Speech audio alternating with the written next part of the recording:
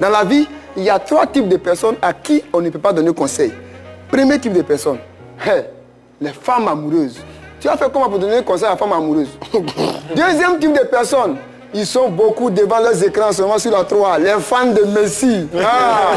Tu ne peux pas leur donner conseil. Troisième type de personnes, quelqu'un qui a l'argent.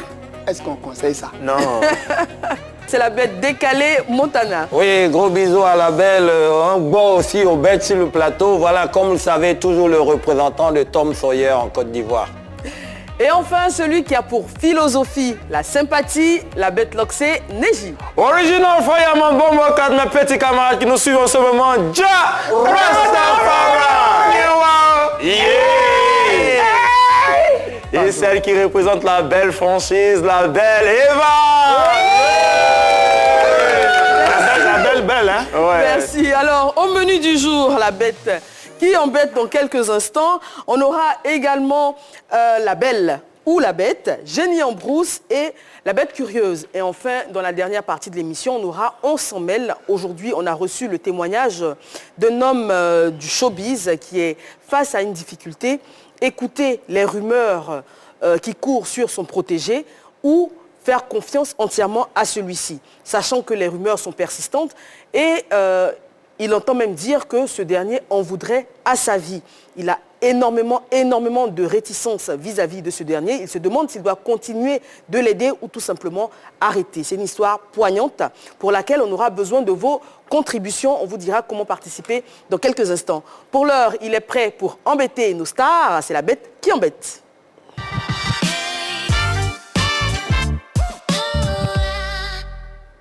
Yeah, original fireman, Ja Rastafari! Yeah! Et aujourd'hui, dans le royaume des Dja, on va parler de football et on va parler de musique.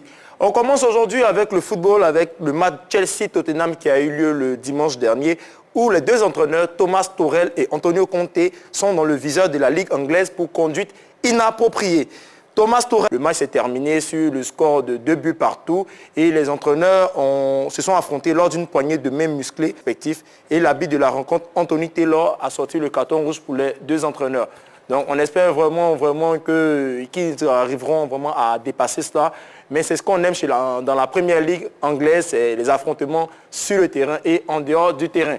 On continue avec la musique et on va parler de l'icône de la musique nigériane, Two-Face, Innocent Idibia, qui a démenti les rumeurs selon lesquelles il aurait eu un autre enfant. Lui, dans une déclaration publiée par son manager, Efe Omorogbe, le samedi 13 août 2022, la star de la musique a déclaré que ces rumeurs étaient fausses. On enchaîne toujours avec la musique, avec un rappeur qui est de retour, c'est MC Solar, qui se confie sur son nouvel album, qui dit qu'il est écrit à 70%. 5 ans après le joli succès de Géopolitique, MC Solar est actuellement en tournée pour revisiter ses plus grands tubes. Mais le rappeur travaille aussi sur son nouvel album, le 9e de sa carrière, qu'il est en train de finaliser. Figure incontestable du rap français, MC Solar a passé 10 ans entre ses albums Chapitre 7 et Géopoétique, parus en 2017, préférant se retirer pour profiter de la vie avant de mieux revenir. Ja Rastafari! Yeah! Merci. Merci Neji. C'était donc la belle la bête qui embête. Et juste après, vous le savez, on a les tops et les flops. Aujourd'hui, on démarre avec... qui? Avec Montana. Bien sûr. Et la belle pour Montana, ça sera un gros top pour la star nigériane Two-Face Innocent Idibia. Oui, comme on le dit, vous savez, il a eu le courage de venir parce qu'il y a une rumeur qui disait comme ça qu'il serait le père d'une grossesse qu'il ne reconnaît pas. Et le gars, pour ne pas laisser, bien n'est-ce pas, cette information-là apporter un désagrément à son foyer, il est venu, il a dit non, je vous arrête parce que je ne suis en aucun cas l'auteur d'une autre grossesse. J'ai mon foyer que je respecte très très bien. Et moi, je lui donne ce top-là parce qu'il est important. Comme on le dit, parmi les fans, il y a des gangs. Ceux-là même qui sont prêts à apporter vraiment des désagréments à nos différents quotidiens. Et lorsque vous êtes victime de fake, il est important d'apparaître pour démentir cela. Two-Face, tu es venu, tu as démenti cette info et vraiment pour toi, je te dédie, c'est top, top. Oui, mais en même temps, on va pas trop vite l'applaudir non plus parce que Two-Face, il est coutumier du fait. Bien sûr. On se rappelle que sa femme a participé à une émission de télé-réalité au Nigeria il y a quelque temps où elle expliquait qu'il avait quand même 6 enfants hors foyer. Donc c'est pas peu. C'est vrai qu'il n'y en a peut-être pas un septième. Mais 6 enfants, je vois pas pourquoi on devrait... voilà. Mais bon, c'est ton top et on le respecte. Pour ce temple-là, on va l'applaudir comme tu veux dire. Comme il n'a pas récidivé en fait. Voilà. Jusqu'à la prochaine. En tout cas, on respecte ton top. On va passer à Yoda qui a un top ou un flop. Oui, c'est un top pour MC Solar, un top pour lui parce que vraiment, bosser encore et puis revenir sur la scène, c'est meilleur. Mais MC Solar, quand on va tout dans la profondeur de l'Afrique, son nom à l'état civil, c'est Claude Mbarali. Il veut faire son 9e album. 9e enfant chez les Baoulés, c'est Ngoran. Oui. Mbarali, Ngoran. 3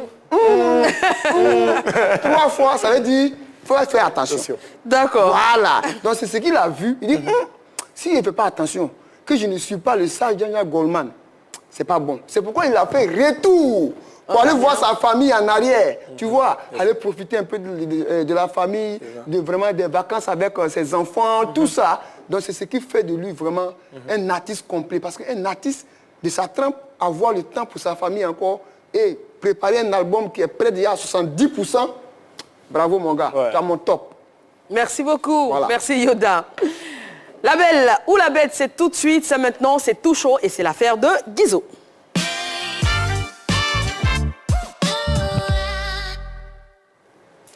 Guizot.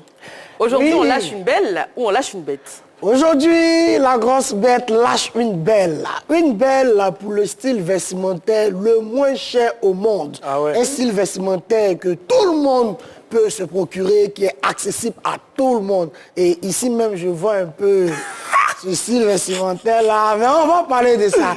Donc, c'était sur les antennes de la RTI, à l'émission Tempo, animée par le Big Boss Didier Bléou. Alors, on regarde et on revient pour le Dino Be Fries. C'est quel sujet? Mon téléphone était téléchargé, je n'ai pas vu. 1, 2.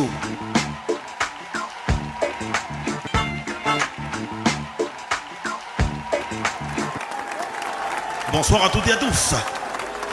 Aujourd'hui, nous allons parler d'un sujet qui concerne tous les Ivoiriens. On a déjà vu ça sur Facebook. Chez le tailleur ou le prêt-à-porter. Un tailleur qui coupe prêt-à-porter là. Se faire coudre un vêtement sur mesure par un tailleur ou simplement aller fouiller dans les yugu. Yugu est mieux, c'est rapide. Les avis sont partagés et aujourd'hui, nous allons en parler en long et en large. Pourquoi choisir le tailleur ou encore pourquoi préférer le yugu? Une chose est sûre, chaque endroit a son avantage, mais pourquoi certains ont préféré choisir le tailleur plutôt que d'aller dans le yugu?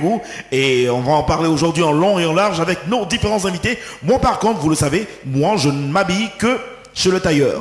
Je ne suis pas dans les histoires de yugu, je n'aime pas fouiller. Didier, les chemises que tu as pris de mon magasin là, tu n'as pas encore payé, hein, tu es très dis quoi là-bas. Je disais tout à l'heure que qu'est-ce que je disais de temps en temps, ça m'arrive d'aller dans les yugu, mais voilà, ce n'est pas tous les jours. Bref, on passe à autre chose. Allez, merci. Alors, pour développer, vous le savez, nous devons repartir depuis l'étymologie du mot yugu. Voilà, et yugu vient du mot grec yugus, qui signifie s'habiller à moindre coût dans l'Afrique péri. Voilà. Et aujourd'hui, yugu est un mot composé du bété et du français. Yugu. On a you et on a goût. You qui veut dire enfant en bété. Et goût qui signifie simplement le goût. Donc yugu, c'est l'enfant qui a le goût. D'accord. Voilà, de s'habiller à moindre coût. Ok. On est bon, non?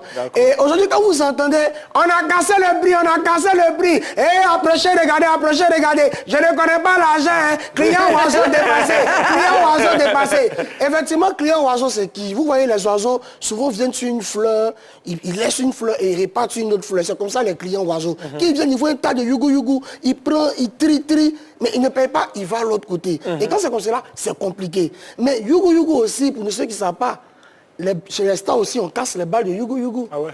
Oui, chez les célébrités, on casse le bas de yugu. Mais comme la célébrité, la star ne peut pas partir au yugu. Ce sont les yugu qui viennent à la célébrité. Et quand c'est comme cela, souvent vous voyez des you devant le nom de certaines célébrités. Aujourd'hui, quand on te dit Youssou N'Dour. Lui-même là-bas. Voilà. Vous voyez? C'est vrai, c'est vrai. Et aussi, quand on continue, il y a aussi les Congolais.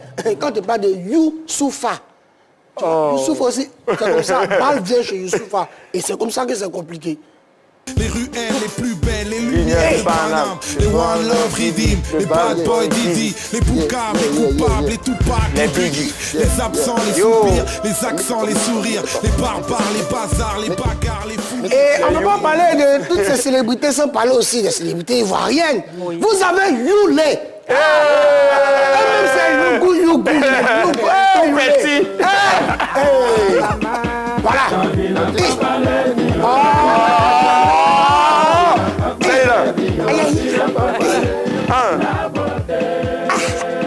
La beauté est morte. Ouais. C'est Sabina même qui faisait casser balle de la veste. La veste qu'il portait avant, voilà. Et aussi, pour continuer, il faut dire que, entre nous, porteurs de Yougou, on se connaît. Et quand on se voit, on sait. Il y a une chose particulière que les porteurs de Yougou ont en commun. C'est quoi? L'odeur. Moi, j'ai invité une fille au restaurant. Oui, c'est-à-dire, tout ce qui vient de Koudé, Adjamé, tout ça, on sait. Moi, j'ai invité la fille au restaurant. Donc, on se voit, donc on s'est fait la bise. Attention. Et là, elle et moi, on a repéré l'odeur. Comme ça, elle me dit, Guizo, Yougou Kouté. J'ai dit, oui, toi, Yougou Koko. Convico. Là, c'est comme ça que ça se passe. Et aussi, vous avez des noms comme Younous. Younous, c'est un photographe, un très bon photographe, vraiment, qui porte Yougou. Oui. Vous avez Youtois Rouge. Et vous avez aussi même Youdé et Siro. Oui, quoi? Yodé. Yodé. Alors, le jour, moi, t'as voilà, c'était tout. Merci. Non, tiens encore. Merci Guizot, on continue dans le rire, on ne s'arrête pas. Et on passe à Génie en brousse.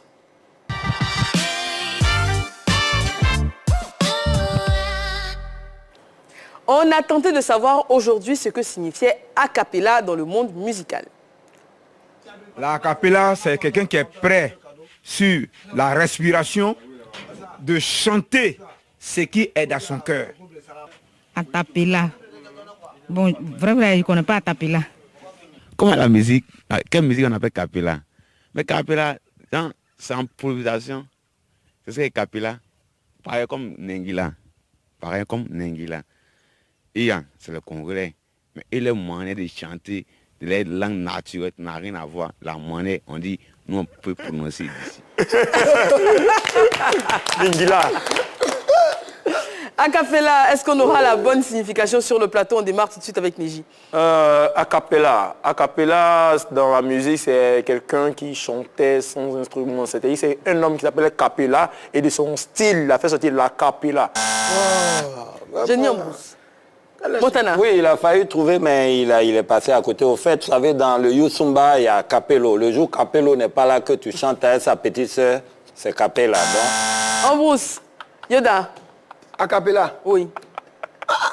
Bon, a cappella là. Bon, passons à Guizot.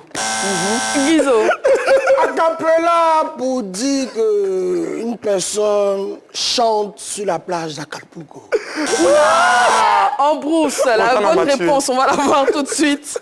Alors, a cappella, c'est tout simplement une locution utilisée en musique vocale, indiquant qu'un chant ou une partie d'un chant à une ou plusieurs voix est exécutée sans accompagnement instrumental. C'est tout simplement ça. Chanter a cappella, c'est chanter sans instrument de musique, tout simplement. On regarde en vidéo. Vous les hommes êtes tous les mêmes, macho mechi, bande de mauvais infidèles, si prévisible, non je ne suis pas certaine que tu le mérites, vous avez de la chance qu'on vous aime, dis-moi merci. Rendez-vous au prochain règlement. Rendez-vous sûrement au prochain rêve. Pom pom pom pom pom pom pom pom. Voilà, super a cappella de superbe artiste sur ce plateau, Stromae tout simplement. Alors la cappella peut être accompagnée de bruit, de son, de voix, etc. Tant qu'il n'y a pas d'instrument de musique, c'est a cappella. Maintenant, on fait ça. Non, mais non. On fait ça toujours. On a fait rien, non? Attends. Le retour. Le retour. On a un do majeur. C'est un do majeur. Do majeur, ok. De chant. Nagboni pasara yeye. Amasa yaya. Bani pasara yere na ye. Atite le lamas. Oh, du de lamas. Oh, du de lamas. Oh, du de lamas. Oh, du de lamas. Nagboni pasara yeye. Amasa yaya. Bani pasara yere na ye. Atite la main de tête. Oh, du de lamas. Ah non, on n'a pas dit la gorge. On est sur un autre registre. Il n'est pas un sol mineur. Un niveau différent de celui de Stromae. Mais en tout cas, merci pour l'effort. C'est déjà ça. On va passer à présent à la bête curieuse et ce sera l'affaire de Neji.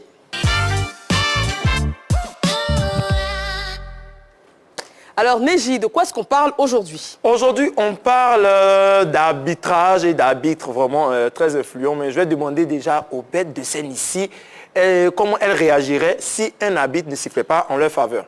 Guizo. Yoda, et toi? Moi, moi, je prends la balle, je tape au sol comme ça. Parce que moi, je suis énervé. Ah bon? Montana? Oui, moi, je viens devant les dieux et te laisse à être Dieu. C'est ça. La belle, si toi, tu devais réagir face à... Je sais pas. Franchement, je pourrais pas te dire. Tout à fait. Voilà, simplement. Comme ça. Alors aujourd'hui, pour la bête curieuse, on va voir l'arbitre le plus respecté au monde. Et ça ne s'explique pas, ça se regarde.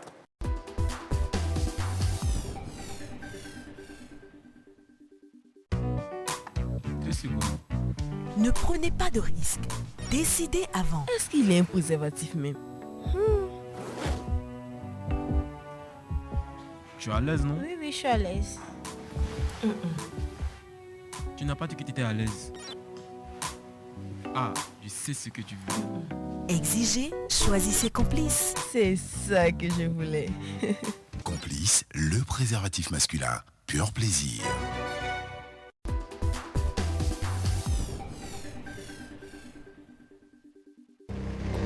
Il est le seul arbitre qui est apparu sur la jaquette d'un jeu vidéo. C'est simple, absolument tout le monde respectait Pierluigi Collina. Mais comment cet homme a-t-il réussi une telle prouesse? Différent, intelligent, charismatique, Pierluigi Collina est incontestablement le meilleur arbitre de l'histoire.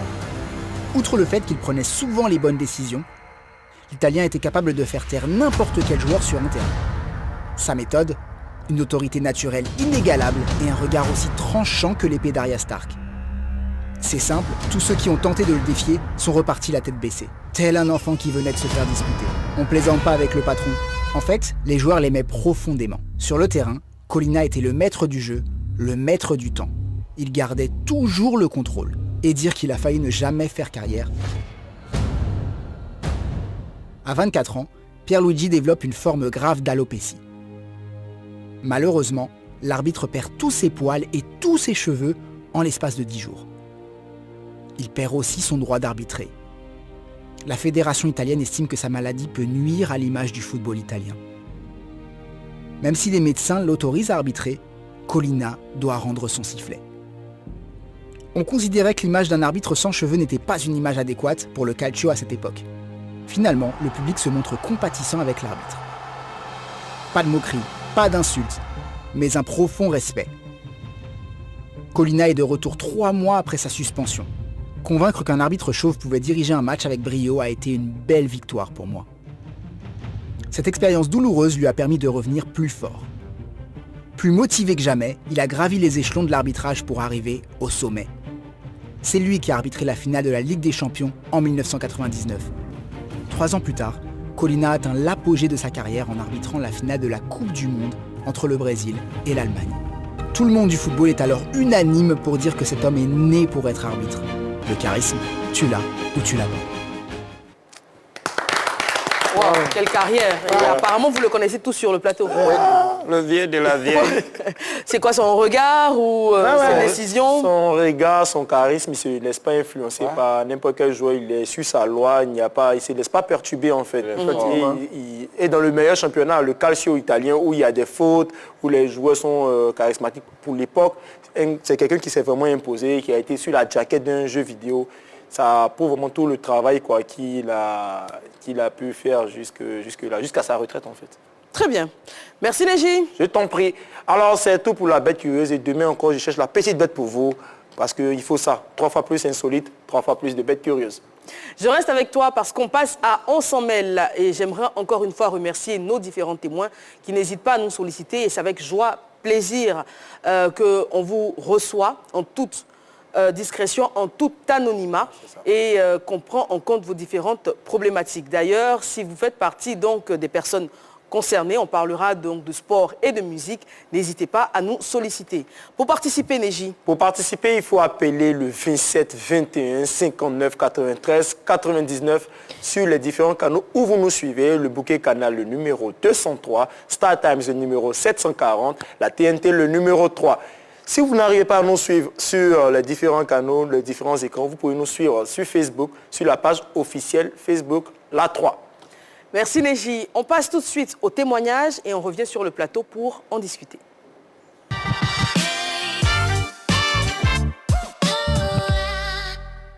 Bienvenue dans l'antre de la belle. Aujourd'hui, nous recevons John, c'est un prénom d'emprunt, qui est face à un cas de conscience. Écouter des rumeurs récurrentes ou faire confiance à son protégé. Bonsoir John. Bonsoir la belle. Merci de votre confiance. Merci à vous aussi, merci. On vous écoute. Effectivement, je suis un producteur d'artistes avec un label vraiment constitué, un label qui se comporte bien aujourd'hui dans le showbiz. J'ai produit assez d'artistes, chanteurs comme danseurs. En tout cas, tout se passe très bien.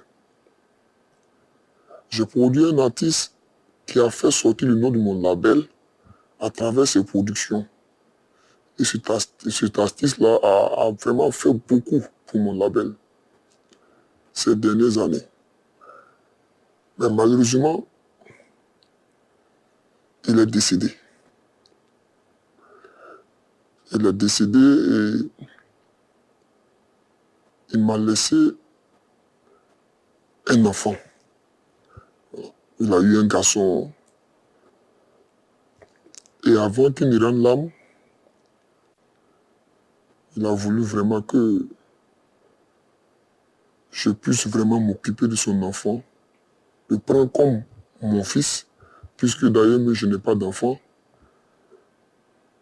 Et j'ai accepté cela. J'ai adopté le petit. Aujourd'hui, Dieu merci, l'enfant a grandi. Il a grandi et moi, je suis fier de lui, je l'aime assez, je l'aime beaucoup. Et d'ailleurs même, j'ai fait de lui comme le numéro 2 de mon label, le numéro 2 de mon entreprise. Après moi, c'est lui. Quand je ne suis pas là, c'est lui qui peut prendre les décisions. Voilà, c'est lui qui peut vraiment gérer mon entreprise. Dernièrement, j'ai organisé un festival à l'intérieur du pays. On est parti avec assez d'artistes.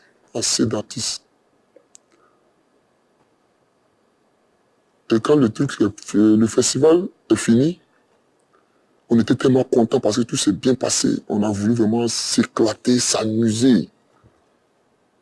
On est parti dans un bar, chauffer un peu. En tout cas, on a beaucoup bu. On a beaucoup bu jusqu'à moi-même. J'étais un peu ivre. Je suis rentré à l'hôtel. Après, il y a l'un de mes gars qui est venu me dire que non, la nourriture est prête, il faudrait qu'on parte manger. J'ai dit ok, que j'arrivais. Je sors, je voulais me rendre à table pour aller manger et puis il y a l'un de mes gars. Bon, lui, il est toujours jaloux de mon petit. En tout cas, tout le monde le connaît pour ce caractère qu'il a envers l'enfant. Il est venu et il m'a dit qu'il a vu l'enfant en train de mettre quelque chose dans mon plat. Non, ça ne peut pas être possible parce que lui dit, toi déjà on te connaît. Je dis dans ma tête, toi déjà on se connaît que vraiment tu n'aimes pas le petit, tu es jaloux de lui. Tout. Mais bon, je me suis retenu en chambre, je n'ai même pas voulu aller à table, je n'ai pas mangé. Et le lendemain, on est rentré sur Abidjan. Bon, peu de temps après, on peut dire 2 semaines, mon vigile de l'entreprise, le lendemain, je me rends au travail et le vigile me dit que la nuit, le petit patron est venu ici avec des tamaris, pour faire des incantations ici. Il dit, mais quel petit patron? Il dit, non, que ton fils. Attends, la nuit? Là, ça a commencé à un peu attirer mon attention sur le fait de la nourriture, du festival, et puis les nombreux témoignages que les gens disaient, les faits que les gens disaient autour de l'enfant. Donc je ne sais plus, je suis un peu perdu. Je ne sais pas si je dois toujours garder l'enfant ou bien si je dois vraiment me méfier de lui parce que on peut dire que tout le monde est jaloux de toi, tout le monde ment sur lui, mais bon, à ce que mon gardien, mon vigile encore vienne m'interpeller sur quelque chose qui s'est passé la nuit, en tout cas il y a de quoi. Je n'ai pas envie aussi de parler de cela à la femme avec qui je partage ma vie quotidienne, mais même si on n'est pas encore marié, sinon, peut-être avec son avis, les gens vont dire que c'est elle qui me pousse aussi, tout ça. Mais j'ai voulu vraiment me taire et puis venir me confier à vous pour voir si je peux vraiment avoir une solution à vous, parce que je suis perdu. Je suis perdu. Une personne peut mentir, une personne peut être jaloux de mon fils adoptif, mais jusqu'à ce que tout le monde en parle, tout le monde me dise que l'enfant il est comme ça, l'enfant il est comme ci. Il pense cela de toi, il veut que tu sois comme ça, il veut, bon, ça me fatigue, ça m'intrigue beaucoup et je suis confus, je suis perdu. Et quelle est l'attitude de votre protégé vis-à-vis de vous? Bon, déjà, sur cette histoire de nourriture, parce que là, on parle d'empoisonnement. Donc j'ai eu à l'appeler et lui demander que, quelqu'un est venu me rapporter que tu as mis quelque chose dans mon plat. Il m'a demandé directement c'est qui. Il dit non, je ne pourrais pas dire le nom, je vais tel. Il dit non, il faudrait que je lui dise le nom si je lui fais confiance vraiment. Il dit non, je ne pourrais pas. Mais il m'a dit que de rester tranquille, qu'il ne peut jamais, jamais, jamais vouloir m'ôter la vie. Donc il a nié tous en bloc. Bon, moi, avec l'histoire du vigile encore, et la promesse que j'ai faite à son papa, je ne sais pas. Est-ce que dans votre quotidien, vous avez des raisons, outre ces rumeurs-là, de vous méfier de votre protégé? Est-ce que vos rapports sont normaux, vos rapports sont cordiaux? Est-ce que l'enfant vous présente un visage que vous semblez innocent ou alors vous avez des tensions? En tout cas, on n'a jamais eu de tensions. Il me respecte beaucoup. Tout ce que je lui demande, en tout cas, il fait. Il ne m'a jamais aussi paru un peu louche, mais on est en Afrique, hein. On dit, le serpent, souvent, il ne veut pas te mordre, mais quand tu le vois, il est tellement joli, tu veux le toucher, c'est en ce moment qu'il te mord. Peut-être que l'enfant, il joue aussi à ce double jeu avec moi, me montrer son visage innocent, et puis derrière aussi, il y a quelque chose d'autre. En tout cas, je suis confus. Je suis vraiment confus. Donc aujourd'hui, vous ne savez pas s'il faut écouter ces rumeurs-là et écarter votre protégé ou lui faire entièrement confiance, vu qu'il ne vous a jamais donné de raison de douter de lui. Même pas de raison. Même pas de raison. Aujourd'hui, je suis vraiment perdu entre les rumeurs et la confiance que je dois porter à l'enfant. Et quand je pense aussi à son défunt père et la promesse que j'ai faite, j'ai vraiment peur. Je suis vraiment perdu. Merci, John, pour votre confiance. Merci à vous. Et on en parle sur le plateau.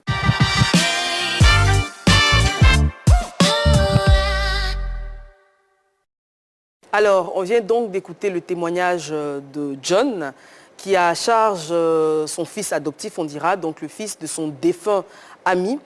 il a intégré cet enfant à ses affaires au point d'en faire aujourd'hui son numéro 2. Et depuis un certain temps, des rumeurs récurrentes lui parviennent aux oreilles de ce que ce jeune homme tenterait de lui faire du mal. Il a du mal lui-même à y croire, mais ces rumeurs venant de sources vraiment différentes, il se demande ce qu'il doit faire. Est-ce qu'il doit y accorder du crédit ou est-ce qu'il doit faire une totale et entière confiance à son protégé et continuer donc à travailler avec lui? Vous pouvez participer, on vous le rappelle rapidement, le numéro de téléphone Neji. Appelez le 27 21 59 93 99. Qu'est-ce que vous en pensez? Est-ce que vous pensez que le promoteur a des raisons de s'inquiéter? Est-ce qu'il doit prêter l'oreille à ces rumeurs? Finalement, est-ce qu'il doit craindre son fils adoptif? On va démarrer avec Yoda.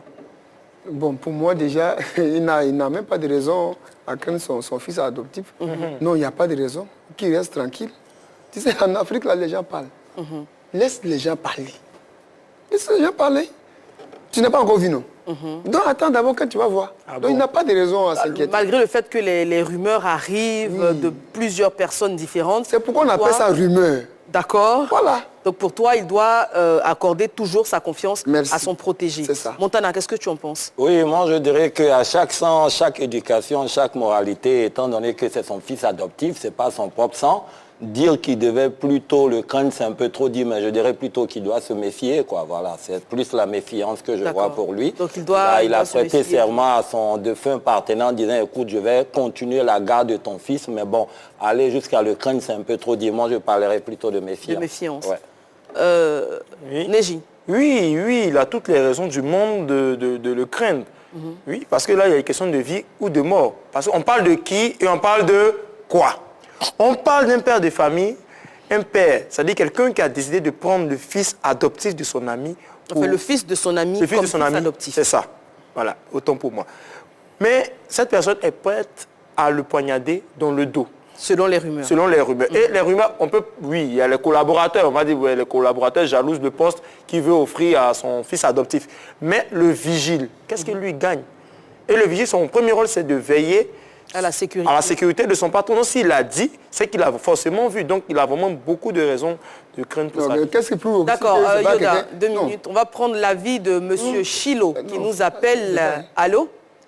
Allô? Oui, bonjour Chilo, vous êtes chantre, on rappelle. Oui, bonjour à vous, bonjour à Pays 3. Bonjour à la 3. Merci de votre appel, on vous écoute. Voilà. Alors, donc, par rapport donc, à ce sujet-là, oui. ce que je peux dire, c'est que, vous savez, pour nous qui sommes spirituels, pour nous qui sommes chrétiens, on dit que Dieu parle tantôt d'une manière, tantôt d'une autre, et nul n'y prend garde. Vous comprenez? Il y a des signes, il y a des alertes qui nous démontrent, qui peuvent nous indiquer donc, que quelqu'un dans notre entourage a envie de nous faire du mal. Donc, ne veut pas du bien de nous. Donc c'est à nous de prendre cela au sérieux. Vous comprenez? Si on laisse faire le jeune homme, et puis finalement il réussit à accomplir sa sale besogne, demain on ne pourra pas regretter. Et même si on regrette la personne, contre qui la chose était dirigée, c'est plus de ce monde. Il a même tenté de l'empoisonner une fois. S'il avait mangé la nourriture, qu'est-ce qui se serait passé? Vous comprenez? Donc pour moi, je pense qu'il doit rompre sa collaboration avec le jeune homme. Il doit s'éloigner carrément parce que tu ne peux pas élever ton propre serpent et puis plus tard ce serpent-là, quand il va te piquer, tu vas dire qu'il n'a pas reçu une bonne éducation. D'accord. Voilà. J'aimerais vous demander à vous, Chilo, pourquoi est-ce que vous pensez qu'il doit croire à ces rumeurs? Alors, parce que c'est pas une seule personne qui lui dit. D'accord. C'est 2 ou 3 personnes. Il y a le vigile, il y a le collaborateur, c'est plusieurs personnes qui lui disent. Ça aurait été une seule personne, voilà, on aurait pu prendre ça donc sur des pincettes. Mais quand plusieurs personnes te disent la même chose, ça veut dire qu'il faut faire attention. D'accord. Merci beaucoup. Merci Chilo. Merci à vous. Merci pour votre intervention qui était riche d'enseignements. On va passer à Guizo, on n'a pas entendu ton point de vue. Qu'est-ce que tu penses de la situation? Est-ce que le promoteur doit craindre son fils adoptif? Vous savez, l'homme est méchant. L'homme est méchant. Il ne doit pas craindre son fils adoptif. Je suis d'accord avec Yoda. Et moi, j'ai une question. Pourquoi c'est au moment où il veut léguer l'entreprise, c'est là on vient lui dire que ton fils n'est pas bon? Donc, s'il n'était pas prêt à léguer, il allait mourir. Bon, alors là, il ne nous a pas dit si sa décision, il l'a rendue publique ou si c'était une décision personnelle. Oui. Mais en tout cas, de ce qu'on comprend du témoignage, c'est que le petit est déjà son numéro 2. Oui. Il est déjà celui qui le seconde dans toutes ses activités. Donc, il est, on va dire, un petit patron. Oui. Maintenant, la problématique, c'est quoi? C'est qu'il veut léguer l'entreprise. Et il a entendu des choses sur le petit. Mais moi, mon souci, c'est... La temporalité. Voilà. Pourquoi maintenant? Voilà. Pourquoi maintenant les gens parlent pour dire « Ah, il veut t'empoisonner la dernière fois. » Pourquoi c'est maintenant qu'il veut léguer? Mais attendez, quelqu'un veut tuer son papa. Mais dites-lui, ah monsieur, attendez pas que ouais, maintenant il veut donner l'entreprise. C'est là que vous allez vous asseoir. Moi, je pense que ce sont des commérages, les gens sont en train de parler parce qu'ils se disent que ouais, il est petit, c'est maintenant, il manque d'expérience. On connaît ça. Quand on est dans l'entreprise, on connaît. Donc, pour toi, il n'a pas de raison de se méfier de... Aucune raison. Aucune raison. Il va rien te faire, tu as mangé plusieurs fois de nourriture devant l'enfant là. Alors, qu'est-ce que vous pensez d'ailleurs de ces pratiques malsaines là, qui, on en entend beaucoup parler dans le milieu du showbiz. On a eu même sur le plateau de Pipolémique un invité, Aziz 47 notamment, qui en a parlé avec Yvemar et toute sa team à qui on fait un coucou. Pourquoi vous pensez qu'on parle autant, on entend autant parler de ce genre de pratiques mystico, on va dire, diabolique entre griffes. Il est question d'empoisonnement, il est question de sort, pratique occulte, merci, c'est exactement le terme que je cherchais. Alors, on parle d'empoisonnement, on parle de sorts qui sont lancés, on entend souvent des choses pareilles, d'artistes qui, une fois sur scène, n'arrivent plus à chanter parce que les voix ne sortent plus, d'autres qui marchent dans des substances et qui se retrouvent avec des paralysies, etc., etc. Pourquoi vous pensez qu'on en entend autant parler dans le milieu du showbiz? Pourquoi elles sont aussi fréquentes? Oui, Neji. La première raison, c'est la jalousie du succès de l'autre, en fait. Voilà, c'est pas justifié, on condamne ce genre d'acte, vraiment. Parce que le problème, c'est que on a des générations qui évoluent ensemble. C'est-à-dire que vous pouvez avoir votre ami avec qui vous avez commencé et du jour au lendemain, cette personne-là évolue avant vous. Donc vous vous dites que c'est cette place-là qui vous revient de droit, alors que ce n'est pas le cas. Donc, à défaut d'occuper sa place, c'est mieux que si la personne n'est plus, moi aussi je ne réussisse pas. D'accord. Et c'est courant dans le milieu en fait. Et on va passer par toutes sortes de pratiques, couper la voix de l'autre, provoquer les accidents, faire ce genre de trucs. Guizot? Jalousie, envie, aigreur, tout ça vraiment dans le même paquet, dans le même sac. Les gens sont jaloux. On a tendance à dire que le showbiz c'est un panier à crabes. Oui, effectivement. Oui. Le succès de l'autre. Pourquoi? Et je pense bien que ce petit, c'est parce qu'il est encore jeune. Les gens sont jaloux. Pourquoi léguer l'entreprise à ton fils adoptif? Et nous, on était là, ça fait 34 ans. Pourquoi tu lui lègues ça? C'est la jalousie. On rappelle que notre témoin nous expliquait qu'il n'avait lui-même pas d'enfant et donc il considérait vraiment cet enfant-là comme le sien, d'autant plus qu'il était très proche de son père et qu'il était dans les meilleures dispositions pour lui. Et c'est cette histoire de rumeurs récurrentes qui le freinait un tout petit peu. Yoda. Oui, il y a un humoriste ivoirien du nom de Maréchal Zongo, le président des humoristes professionnels de Côte d'Ivoire, qui dit, et je cite, « Le showbiz, c'est un biz qui est chaud. » Oui, il a raison. Oui. Alors, on parle de ces pratiques malsaines-là. Oui, quelque chose même qui est dedans, mais tu ne comprends pas. Tu passes même ton ami qui te sourit, même là, il est jaloux de toi. D'accord. Son cœur noir. Je trouve qu'il y a énormément d'hypocrisie. Oui, hypocrisie même là, c'est avec grand H même. Oui, hypo. D'accord. Donc, on est hypocrite, on rit entre nous, on se dit vraiment, voilà, il faut sourire comme ça. Sinon, vraiment, dans le fond même, c'est pas ça. C'est ce qui vraiment amène ces pratiques-là. Sinon, vraiment... Montana? Oui, la belle, comme je le disais à mes frères, dans le showbiz, il y a beaucoup de partisans du moindre effort. Tu vois un peu, ceux-là qui décident de faire du showbiz la course à la montre, ou la petite, enfin la grande aiguille poursuit la petite, ou la petite poursuit la grande. Et donc, quand c'est comme ça, chacun est prêt à tout. Pour aller là, il faut aller pour être vraiment au sommet du genre qu'il pratique. Donc, c'est des comportements qui ne doivent pas amener les gens à être surpris. Voilà, il y a d'autres qui se disent qu'ils sont en Dieu, et il y a d'autres qui se disent qu'ils sont après Dieu. Bon, est-ce que vous avez déjà entendu parler de ce genre de choses dans les différents milieux dans lesquels vous évoluez? Oui, j'ai entendu parler, mais on ne peut pas citer les noms, en fait. Évidemment. Mais c'était lors d'un concours d'humour, en fait, où on devait sélectionner. Petite pause, on va prendre l'appel de Soldat Jaboy. Lui, artiste reggae, décidément. Original. Cette émission est vraiment la vôtre et vous êtes nombreux à nous appeler, on vous en remercie. Allô? Oui, allô? Bonjour, Soldat Jaboy. Bonjour. Merci d'être avec nous, on vous écoute. C'est à vous que nous disons merci. Et Gabo est opérateur culturel. D'accord. Mon avis sur le sujet concernant le comportement de ce jeune adopté par M. Gunn est très malsain, dans le sens où le monsieur se sacrifie pour contribuer à l'éducation de ce dernier. Et si lui, il va venir faire des pratiques mystiques contre son entreprise et contre sa construction, il est mieux pour M. Gunn de se protéger en s'éloignant de ce dernier. Même si, en le prenant, il a promis à son ami de pouvoir s'en occuper, mais aujourd'hui, le fils de son ami devient un danger pour lui. Et aujourd'hui, c'est ce mal que vit notre jeunesse. Notre jeunesse est dans l'illusion. Elle veut tout recevoir aujourd'hui sans s'aimer. Or, pour récolter, il faut s'aimer. D'accord. Merci beaucoup pour votre contribution. Merci, Jaboy. Original. Ja. Rastafari. Je ne dirai pas la suite. Maria. Je vais rebondir un peu sur l'appel de Jaboy et puis celui qui a appelé aussi précédemment. Parce que j'ai l'impression que les Africains croient déjà aux rumeurs. Quand on dit rumeurs nettes, ils pensent directement que c'est la vérité. Non, on dit de l'enfant là. Quelqu'un dit il a vu. Il est parti dire à son père adoptif. Il n'a pas dit que son père adoptif, il a vu, il a conté l'histoire. Il n'a pas dit que lui-même il a vu aussi. Ce qui veut dire que c'est rumeur.